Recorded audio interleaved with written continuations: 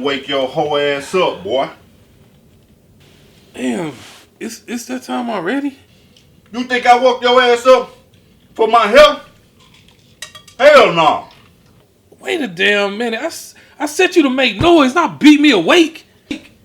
Shit. You right, fam. Eat. Now get your motherfucking ass up, man. Before it be a real situation up in here. You getting way too damn comfortable. I bought your ass because I needed an aggressive way to wake up because I sleep heavy than a mug. But you pushing this shit, bro. Matter of fact, hit the snooze button. Hold on now, man. You sure you want to hit this snooze button, man? Didn't I say snooze? Now snooze! Thank you. Holy ass alarm clock.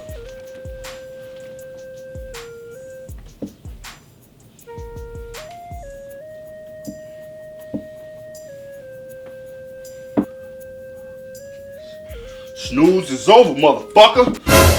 Ah, shit! Motherfucker, get your motherfucking ass up. Punk ass motherfucker. Lazy son of a bitch, you. Get your ass up.